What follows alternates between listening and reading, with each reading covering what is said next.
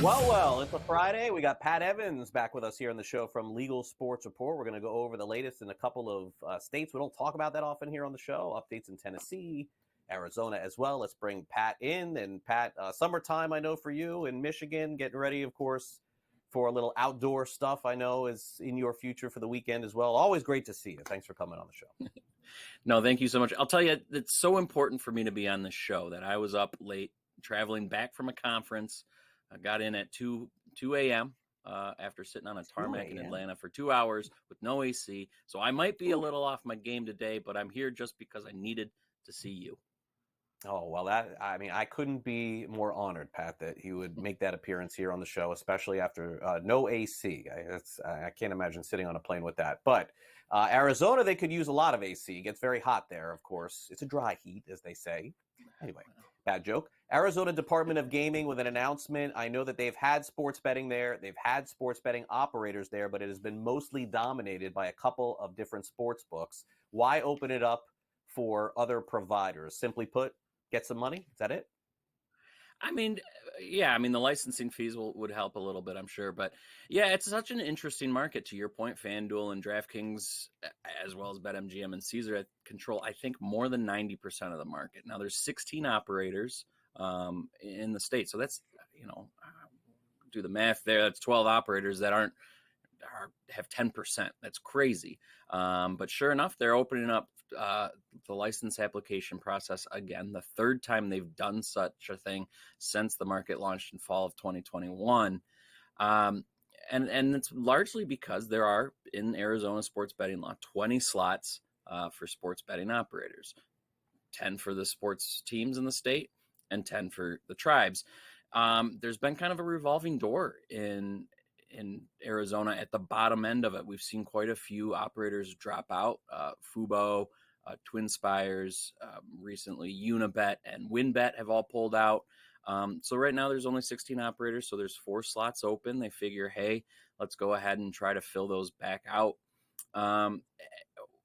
What operators are left? In the last 2 rounds of open application periods, we've had Fanatics jump in and Bet365 jump in. Those are 2 big players in the industry, kind of making their way and trying to crack into any sort of market share.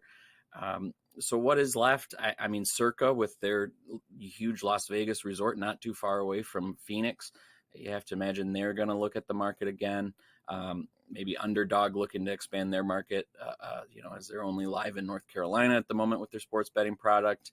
And it's interesting because there's a few things. There's only been 8 sports team licenses given out since the beginning, because according to the law, you have to be playing at the highest level.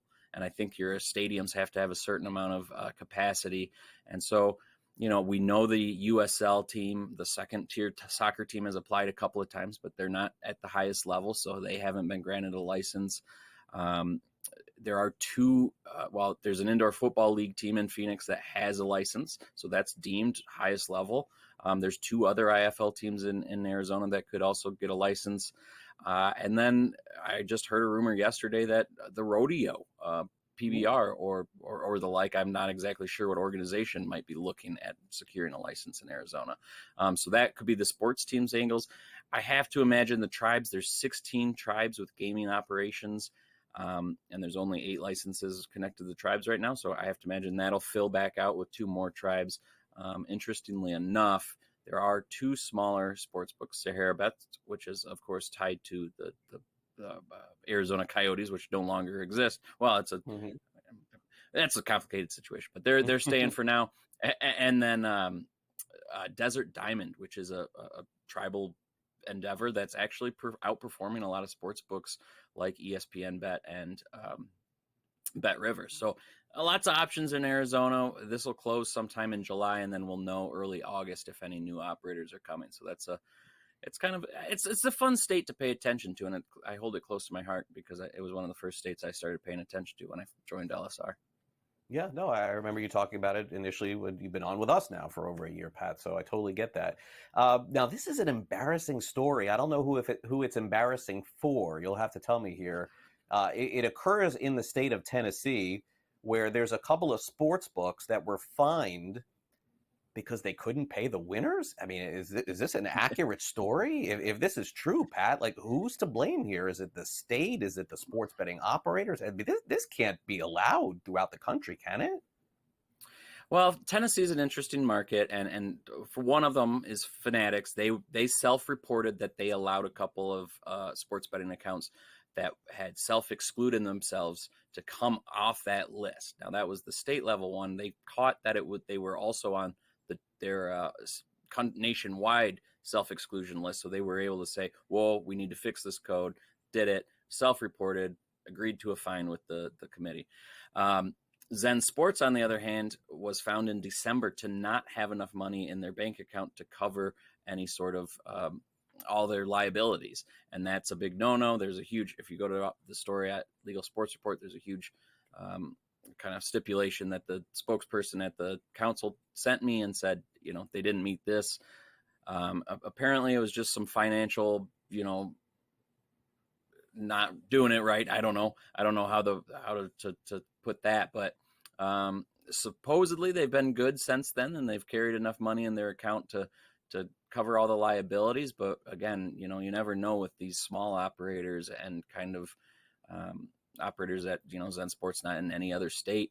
You have to wonder, are they in trouble, and what's going to happen after that? So again, a state just kind of interesting to watch, and like you said, not necessarily a great issue to get fined for. But again, so far they say, and the wagering council has said that they're in accordance with the law at this point. So, but who knows if they will be in the future? So again, we'll watch it closely and let you know.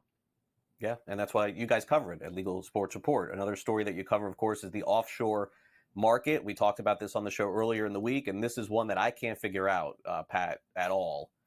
This is the state of Michigan, which is where you live. The control board wants Bovada out of the market. They don't want them to operate. I mean, they're illegal anyway. Why would they listen? Well, what's going to happen? They still are going to operate. I mean, explain this one to me. I don't get this one at all. So at the conference I was just at the North American Gaming Regulators Association. Michigan was kind of the talk of the town. A couple panels said, actually, one panelist said they are the varsity team of regulators in the U.S. gaming industry. So that, the AGA says, look at Michigan to see what they're doing. But to your point, and a couple industry sources told me that this week, Bovada's already illegal. Why do they have to listen? They're not at the will of the gaming board, and see what happens. That said, it sounds like multiple regulators are going to send similar C&Ds to Bovada.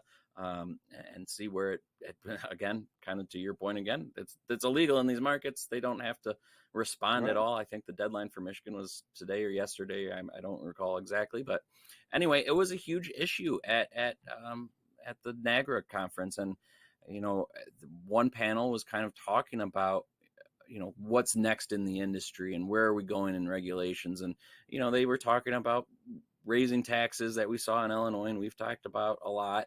They talked about the NCAA prop bet bans, that we could see more of those. And then somebody goes, listen, this is already a very heavily regulated industry. We all know we're doing our jobs. We know that this is catching a lot of things that hadn't been caught in the past in terms of, the players doing betting and any sort of scandals. So let's turn our attention to the unregulated market where the scandals are actually really dangerous and can really stem from now. And so, yeah, it's going to be interesting to watch after this conference, kind of what regulators turn their attention to more in the coming months. Yeah, keep me updated on this one, Pat, because this has bizarre written all over it. So we'll see what it holds for the future. Thanks again for coming on. Have a great weekend. Thanks, Greg. You too.